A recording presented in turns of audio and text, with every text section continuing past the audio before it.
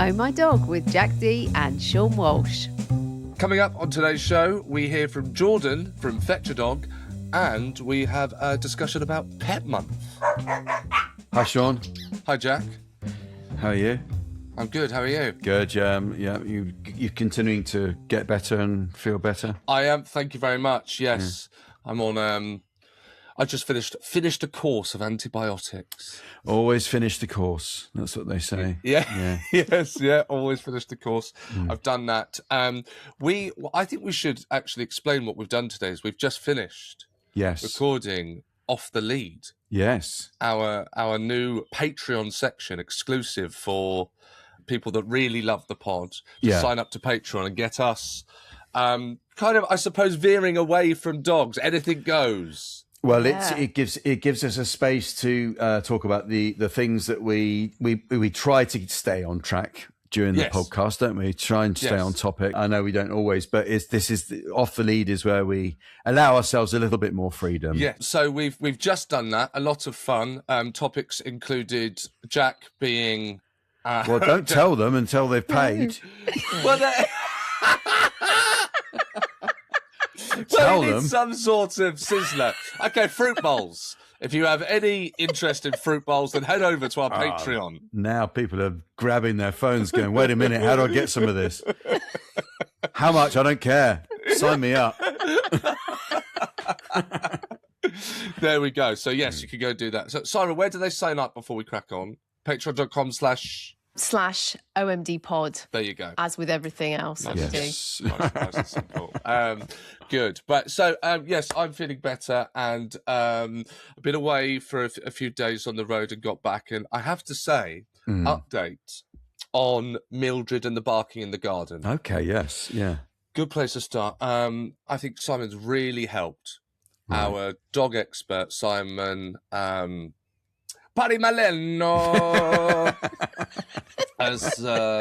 was talking about that kind of energy, that anxious energy that a dog has when it's being let out the back. It wants to get out, and it wants to get out there, and it wants to bark, and it could be a fox or whatever it's barking at, and to kind of expunge that energy before you let them out, and that could be with playing with with toys or what have you.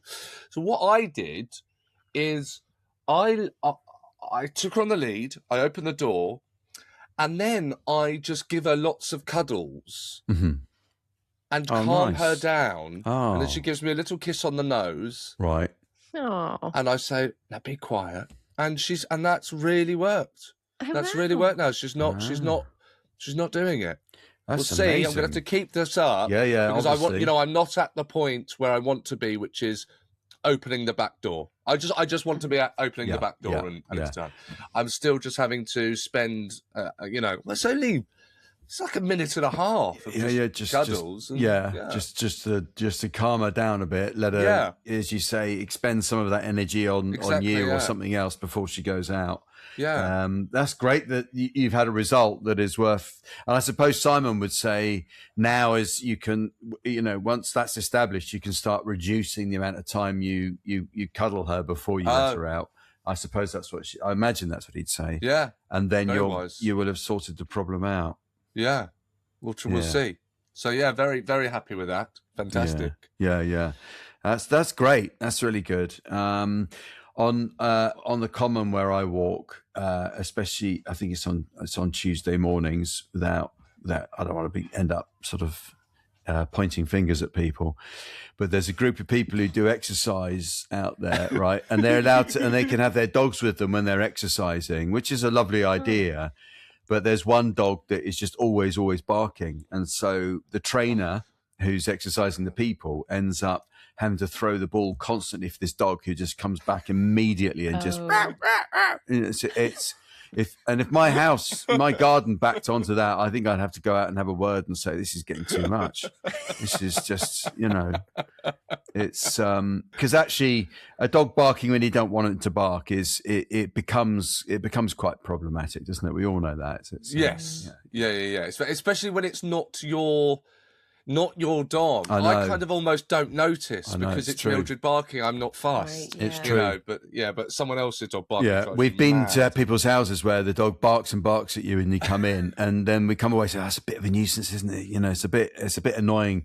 But then I have to remind ourselves, our Dachshunds especially were like that. They would bark when people come in, and because they want the attention, they think it's exciting. That it's their way of saying hello. You know, so you've got to be aware of what they're going through when someone comes to the house. And now, Sarah, you can learn how to stop Juniper from barking. Do you know what? She does do that. When somebody comes into the house, she'll have a bark and I'll say to them, she'll stop in a minute and she'll be totally fine. And it is her way of greeting, but also I think it's her way of testing who they are and whether she needs to see them off.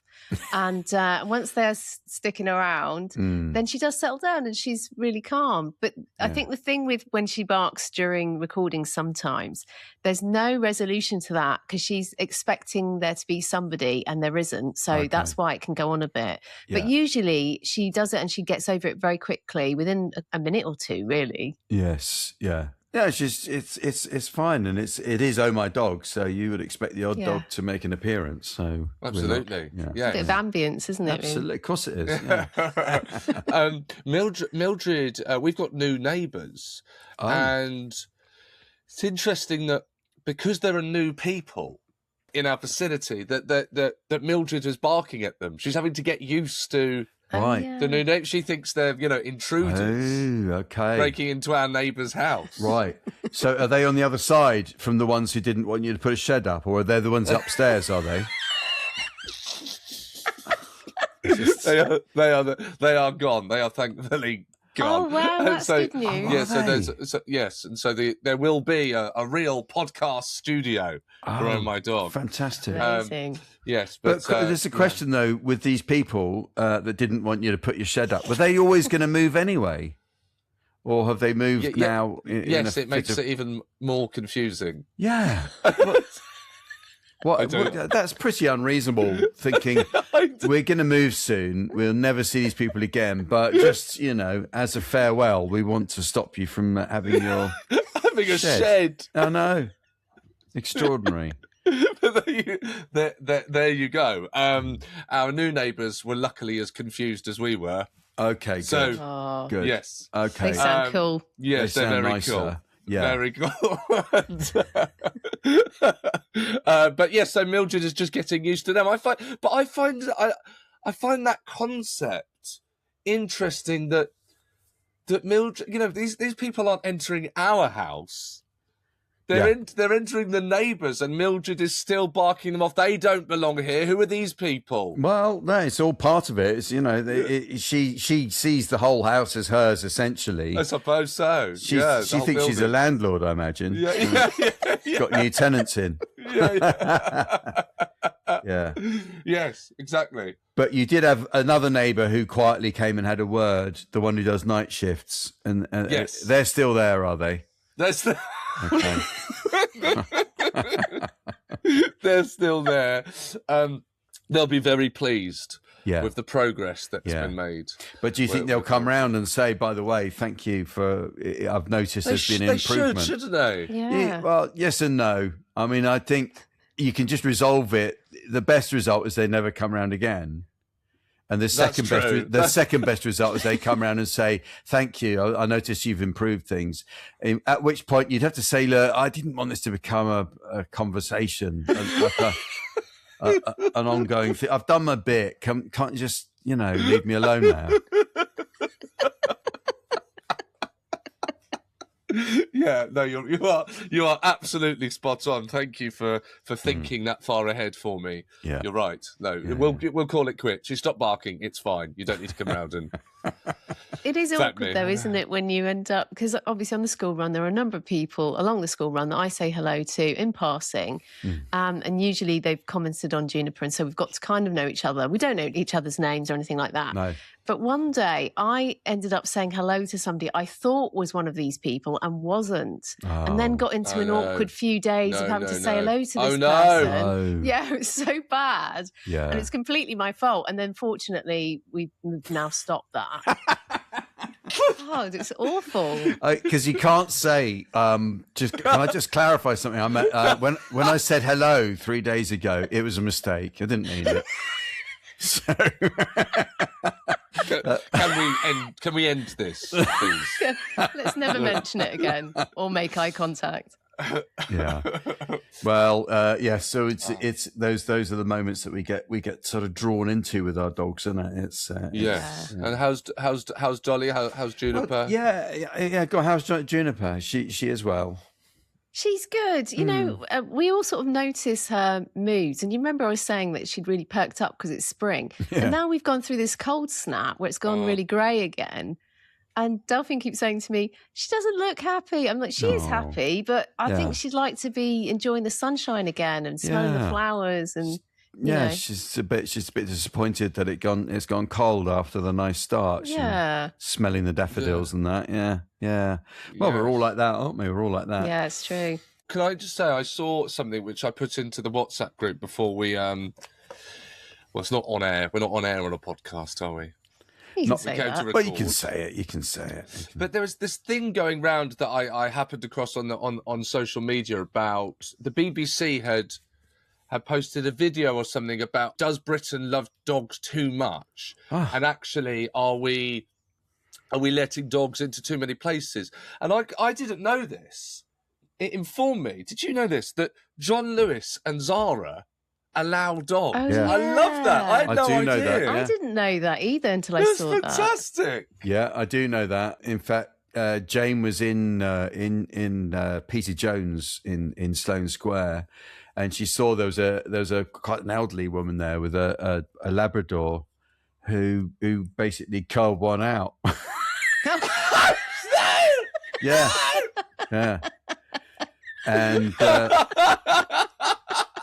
but if you could leave us a review of your experience in Peter Jones. So I think there are some negatives attached.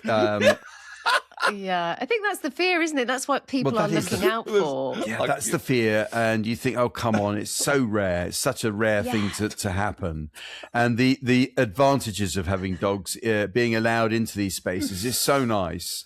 Like, that's why we always go to Nero's, because they let all the dogs allowed in there. You've had a dog walk, and we actually know of a place that opened up, and they were very pooey about dogs coming in for coffee and stuff. No, not a cafe. All cafes I know, a cafe. Have got to be dogs. And they said, no, we don't have dogs. We don't have dogs, and it was doing no business at all. And then we went back about 3 months later and says, yes, no, we've changed our policy. You can let dogs in, and of course it was thriving. The dogs were working there. Yeah, dogs were working and playing cards, that kind of thing. So it's. I think the more places, the better. In fact, I told you, I think a couple of weeks ago, we went to a restaurant where they allowed dogs in. Yeah, it's great. It's lovely. A really nice atmosphere, and that's down to the restaurants where they can't do that is if they've got an open kitchen or the kitchen is too close, right, and it's too small. Yeah, but if it's a big enough place, they usually can do that. So if you're in the Streatham area, there's a restaurant called Southwest 16. I don't mind plugging them because it was a nice place to go. It was good fun, but they let your dogs in, which is really fun. Yeah, that's lovely. And it means, there's another dog not being left alone all evening while you've gone out for dinner. It. So nice. Because, it's the Easter holidays. Yeah. And I have been thinking we should all go out for a meal at some point. And I'm thinking, where can we go when we can take Juniper? Yeah, of course you are. So you do... John Lewis Cafe. Yeah. Peter Jones, pop in there. Yeah, I think it really does shape what you're going to do, especially over a holiday period. And it's lovely that dogs can go. I love seeing dogs around places. I really don't understand that negative sentiment of, are we too dog friendly? I don't think we are at all. No. So that's the BBC, was it, on the BBC? Yes, it was a BBC. It was a video. I think it was a news item. I think it was just. I think it was just posing the question. I don't know if it was. Okay. I don't think I got through the whole of it really. I was hoping. I forwarded it in the group and was hoping you would be doing that lifting. You tell me about it. I didn't like it because I think even asking the question is siding with it being true. Yes. You don't need to ask, do you? Yes, you're right. You're right. No, I don't think people are saying, "Oh, there are too many players," and I think basically, I don't think that people are that offended to see dogs in places like that. Definitely I think it's not. a very nice thing. Oh, wasn't it going on about people that have allergies or that are scared of dogs? Well, they shouldn't be listening to this podcast anyway, Well, so quite, whatever. Quite. And if you're going to be really honest, I think children could be more of a nuisance in some of those places than dogs. Yeah. You know, Yeah. so Ban children from John Lewis. yeah. There you go. You do a post, Jack. Do a video. Are we letting children into too many shops? Yeah. So that's good. We've got some good stuff here. Our March newsletter. The big news in that, if you get the newsletter, is that we are taking the podcast. We're creating an extra content area for the podcast called Off the Lead. I've told them this. You have? Yeah, you have, but we're just going to mention it again. I'm just repeating it. I'm just reminding people. Sorry, Sean. It's not like you to remember stuff, Sean. When there's money involved. So there'll be it's just some extra stuff where we allow ourselves, we're allowed off the lead. It's a very good explainer of what it is. Yes. Yeah, because quite often we do have chats in our WhatsApp group. Yes, and, we do. And they live there. You know, Yes, they now do. we've got a place for them to live, which will be really fun. So another teaser. All I'm going to say is the word nighty. That's all I'm going to say. And if you want to find out what that means, you could go to patreon.com/omdpod and you can be part of our club. That is a great tease. There you go. So that's it. What's this about? I know the art installation in Kazakhstan. Oh yes! Did you see this? I've actually got a little video to show you. So 10 years ago, a dog fell into a reservoir in Kazakhstan and it was at risk of being carried away by the current. It was really rough. So a man got down into this reservoir, and I'll show you a little video in a sec, and he saved the dog, but then he got stuck. So 4 other men had to do a human chain and pull them both out. And so to mark this is only last week, the 10th anniversary of this rescue, they've put in an art installation. And it's really amazing. It's beautiful. And I just wanted to show that to you because it's just a lovely reminder of everybody working together and saving this dog. It's just so sweet. So let me play you the video. There's no sound. Okay. But this was 2016. You can see he's rescuing. That does look that looks so dangerous. Yeah. And then all those guys helped them up. Oh, They helped the dog up as well. God, that's so sweet. Isn't that's it amazing? That's a really steep wall into water that's flowing. So that would have been really difficult. There they are revealing. So they've created this statue. Oh, I love that. Isn't that amazing? It's fantastic. Wonderful. And you know what's interesting as well? There are 4 people, and then you can be the final human, the 5th person holding the hand. At the top? Yeah, at the top. Brilliant. What a great idea. Yeah. That's fantastic. I really like that. That's a really cool thing, isn't it? There should be more statues commemorating dogs and people and their relationships. It's really good. There's Greyfriars Bobby, isn't there, in Edinburgh? What's that? Tell me, I don't know. A long time ago, it was a little dog called West Highland. I think he was a West Highland Terrier who who stayed on the grave of his owner when he died and just wouldn't leave, and to the extent that people would come and bring food and water to the little dog. Oh no, don't! That is oh god, that's heartbreaking. I love that. I know. You just go and check it out when you're in Edinburgh next year. Yeah, it's, you know. Where is it? Sorry. Well, I think it might be Greyfriars. Where's that? Oh, I don't know. That's not in the set. Okay, it's part of Edinburgh. I'm not. I mean, I am going to the Fringe this year as it happens, but I'm not an aficionado about Edinburgh. Yes, yeah, no, fine. I'm looking forward to Edinburgh too. Yeah, are you going up? Are you going to go? You coming up? We're going to do some stuff, aren't we? We're going to do some stuff up there, aren't we? Okay. Well, we must go and find Greyfriars Bobby. Yeah, let's do that. Oh yes. Yeah, absolutely perfect. It's fairly easy to find. So maybe listeners know of other lovely memorials to. Oh, that's a good shout. Especially dogs. I think we'll have to say dogs. Yeah, absolutely. And there's the one I think I sent you a photo of it a long time ago. There's one in Hyde Park, or just actually Park Lane, which is a memorial to dogs, all animals actually who involved in who've been caught up in war. And it's a beautiful memorial, actually. I'll share that photo. Horses and dogs that were used in First World War, Second World War, and the logo under us, they had no choice, you know. Yeah. Oh, wow. That just gave me, that would be a very good idea for a film.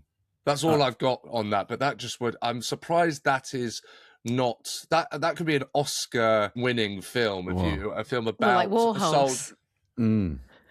About what? Warhorse. Warhorse, of course. Yeah, Warhorse. Oh, yeah. War Dog. Brilliant. Yeah. There we go. So, Sean, where did you get the idea for the name War Dog? Where did that...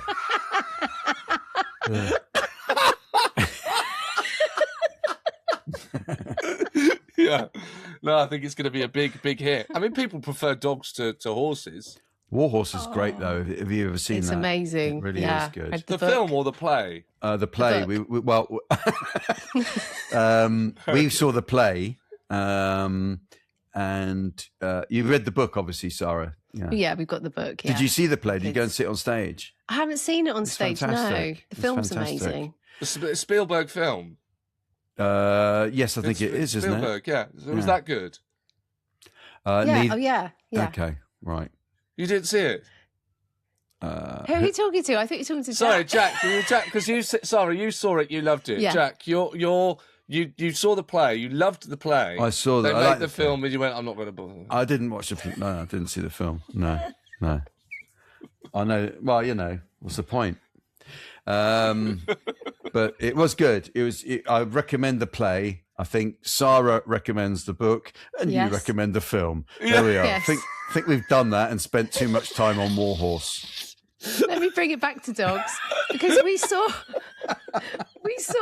Michael Morpurgo at Goodworth. Yes. And he'll be at Goodworth again this year, I think, as will we. Okay, we'll have to actually catch up and do a little chat with him this time, bring it to the podcast. Yes, yeah. Brilliant. That would be good. I mean, he said he would like to, but then I think he was just being polite, wasn't he? Probably. Might have been, but he's so lovely, wasn't he? Such a gent. Well, not that lovely, because he didn't follow it up and come on the podcast. I think that's my fault, actually. Oh, okay, right. Yeah. Yes, then he probably is lovely. We'll make up for it. He's probably been saying all this time, you know what, they never got in touch. I said yes. They were just being nice. They offered it to me. I think they were just being nice. They're just being nice. Oh no, Jack's gone. Disappeared. That was me briefly. Am I back? Yeah, Sorry, you're back. Okay. Yeah. And April is National Pet Month. What does that even mean? Could we please? I don't understand these months. Every day it's international something. International Left Shoe Day. What is it? What are all these days and months? What am I meant to do because it's Pet Month Day? What does that mean? I've got a pet. What more do you want me to do? It does feel like a slightly manufactured concept, doesn't it? That we every month is Pet Month if you've got a pet. Yes. So That's true. Don't turn it into something. But I suppose it's a chance to draw attention to some of the other stuff that goes on. But also, if you've not got a pet, don't get a pet just because it's Pet Month. A pet is for life, not just for Pet Month. Exactly, because the month comes to an end and you've still got a pet. that you might not have wanted. Got to wait another 11 months for it to be relevant. But St Mungo's, they've got Take the Lead campaign going on, which is walk a marathon or go big with an ultra marathon across April. And I think this means you can build it up to what would have been so you can walk a few miles a day or 1 mile a day or whatever, just over that period, and then build it up to what would be a marathon. Okay. And the idea is if you can raise 50 quid and send it in to St Mungo's. Now, why they're important is they are a homeless shelter, but they allow people who have dogs to come in. And I think that's a lovely thing, because we see a lot of people out there on the streets who sitting there with a dog, and you got to think you don't want those people to give up the idea of a bed for the night just because they want to be loyal to their dog, which I'm sure happens a lot. So it's quite a nice thing. That's at mungos.org. I think Kerry Godleman's going to send us a voice note soon. Oh, brilliant. To just talk that up as well. And they are a charity that stay in touch with me quite regularly. So I like to highlight April's one of the months, sometimes August as well. For sure. And that's the thing about it being Pet Month. I think a lot of these charities that focused on animals, they make a virtue of it. So it's a good thing. They get a chance. Apparently you get a mile tracker and a dog bandana. Go on. Sorry, I think you misconstrued what I was saying. I was saying how fantastic Pet Month is. Okay. Well, how grateful I am that we have that, and it really gets the word out, and it just draws attention to people with pets and how much we can support them. So I don't quite know what I don't know if you've read between the lines there or something. It felt to me like you were having a dig at homeless people. But we'll move on from that. It doesn't matter. It's unfortunate, Seann. Yeah, it's just a bit disappointing. That's all. I feel seen. Okay, you got that, did you? I told you when I was in my in my early 20s. I didn't suffer from vanity too much. I was kind of just wear the same clothes or whatever I was doing. And once I was outside King's Cross, and I must have looked a bit worse for wear. And this homeless man approached me from behind, and he went, "Excuse me, mate." And I turned round, and he went, "Oh, nothing."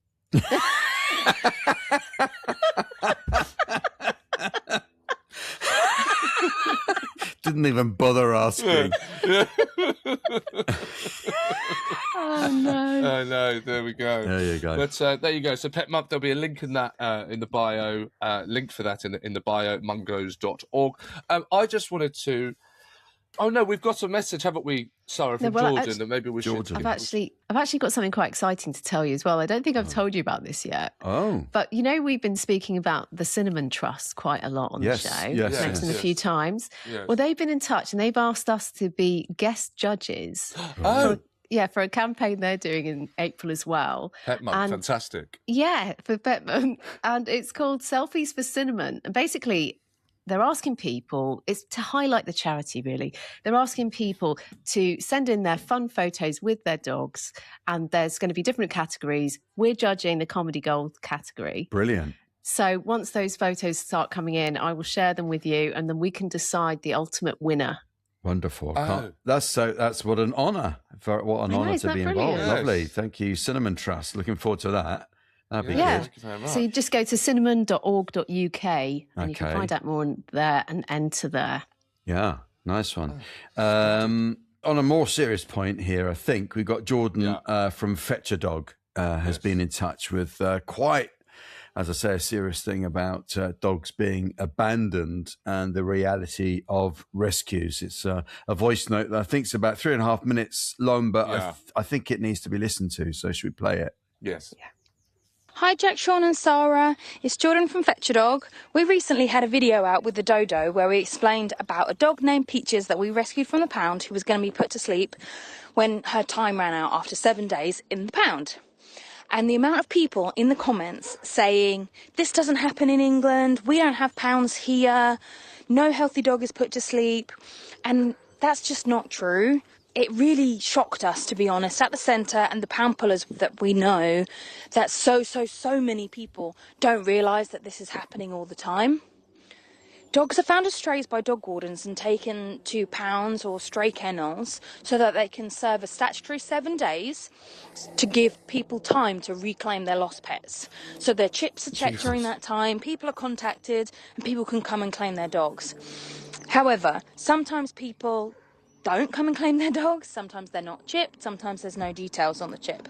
So those dogs, after that 7-day hold, become the property of that facility, so they can do whatever they want with them. There are some kennels in the UK that after that 7-day hold they just put them to sleep because it's a lot more work to actually go out and find spaces for these dogs. So then you have organisations like Animal Lifeline UK and other pound pullers who get lists of these dogs from the pounds that they help out, and they get as much information as they possibly can, and they contact as many rescues as they possibly can to see if we can take the dogs before their time runs out and before they're put to sleep. If those spaces are not found in time and more dogs need those kennels because they've come in as strays, they'll be euthanized. Pounds are not rescues. They can't keep dogs long term. They're not set up for that. So they are being put to sleep. I think the idea that no healthy dog is ever put to sleep in the UK is just an old Dogs Trust motto, like we never put a healthy dog down, and people are applying it to the whole of England, and that's just not what happens. There are even charities around England, rescue charities, that put dogs to sleep. You just need to do your research when you're looking at who you're supporting. I think that people have the idea in their head that if they dump their dog, there's a guaranteed rescue space somewhere for them. And instead of calling around, they think, I'll just dump the dog because I know it's going to end up in rescue. We don't put dogs to sleep. And I think that's probably part of the issue why we've got so many strays and so many dogs needing spaces. Rescues are pushed to their limit. We can only take dogs we have physical space for and the ones that we can provide for. We need to be able to give them everything that they need, health-wise, veterinary care-wise, food. We need them to have a good life when they're with us, and that goes for a lot of the rescues around the country. So, yeah, I hope you guys are okay. I hope that wasn't too sad a story to tell you, but it is the reality of what's going on, and hopefully your audience will find it interesting but also sad, and maybe try and help their local rescue do something about it. So please do look up some pound pullers as well. A lot of them are such wonderful organisations made up of volunteers, and they all work really, really hard to find rescue spaces for these dogs. But yeah, unfortunately, so many still just don't get that chance. So thank you, guys. Wow. Okay, well, thank you, Jordan. That was I didn't know that. I have to say, I suppose I'd wanted to believe that it was the case that all these strays are somehow magically found homes for, or just live happily ever after in a kennel with, you know. Well, I think she made a really good point towards the end there as well, that I think that belief that I would say most people have in the country is definitely, contributes to so many dogs just being given away and not knowing the implications of that. Yeah. I think there's something that Simon touched on last week as well, talking about the Frenchie, that when they had contacted a specific Frenchie's charity, they'd immediately said, oh, it's going to have to be put down. And it was healthy. It was one, had its whole life ahead of it. And they were saying this. And I just think that we haven't been aware that this is going on. And it's such a massive problem. Rescues are really oversubscribed and they're doing their best. But I doubt any of our listeners would be thinking like this, but if you are thinking about giving up your dog, you need to be really fully aware of what that could mean for your dog. Yes. I think, look, clearly sometimes their life circumstances change and they do need to find somewhere where their dog can go to. Yeah.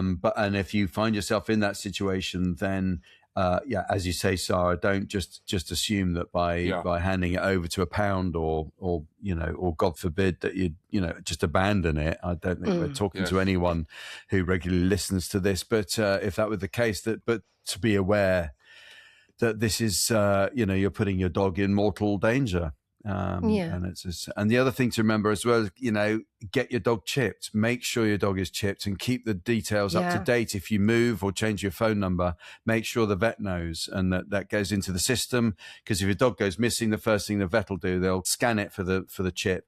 And if they haven't got the right number and they can't contact you, then again, your dog is in jeopardy, isn't it? Yeah, totally. Yes. I think it just all goes back to your initial decision of getting a dog. You really have to think it through. Yeah. It's a lifelong commitment, certainly for the dog. I think it was really important what Jordan had to say, and they do such amazing work. In fact, do you remember Laura from Billy's Bus came on the other week? Yes. And she was about to she won the pot of money that goes round in this group that she belongs to, which is American run, and it's all the same sort of buses that are over there. And out of all those people that are members, she won that week. And the money that she was given, she donated to Fetch a Dog. Oh. It's brilliant. Yeah, because she asked me, which one should I send it to? And I was like, well, they do such amazing work. Yeah, they do. Well done. That's great. It's just lovely. Yeah, that really is good. It's it's sobering, but that's partly what I think why we want to keep doing this podcast, because there's important stuff to be put across as well, isn't there, when you do a podcast like this? Yes. Yeah. And as we know, because Sarah, you've done such an amazing job of being in touch with all these different organisations, that there are people that are doing a lot to try and combat this. 100%. It does need support. Yeah, totally. Yeah. They're angels. They really are. Yeah. Oh, thanks again, Jordan. And we will look forward to hearing from listeners as well, because then we can play some of that back in our Bark Back episode. Yes. Absolutely. Yeah. So, well, thanks again for listening to Oh My Dog. We hope that you've enjoyed taking a deep dive with us into our love of dogs.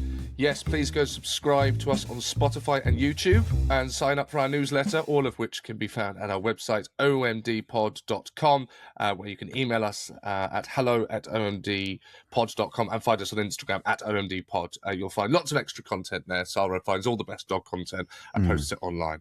Yeah. And don't forget to give us a 5-star review wherever you get your podcasts. And remember, a dog is for life, not just for podcasts. Or Pet Month. and just remember one more thing. I'm saying just one word again: nighty.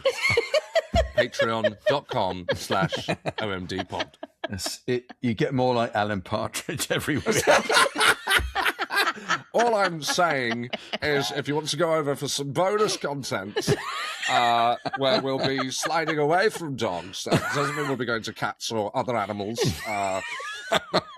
Our preference is still the canine, which is my favourite word, with the word mine in it. If you'd like to get in touch with your favourite words that have a number inside the word, that would be fantastic. 8 doesn't count. I ate a sea bass. Doesn't count because it's not inside a word. It's still the same number. So a word inside the word. Infiltrate. What? Sorry. Oh, very good. Has eight inside infiltrate. It's not spelt the same though, is it? We'll just block that caller.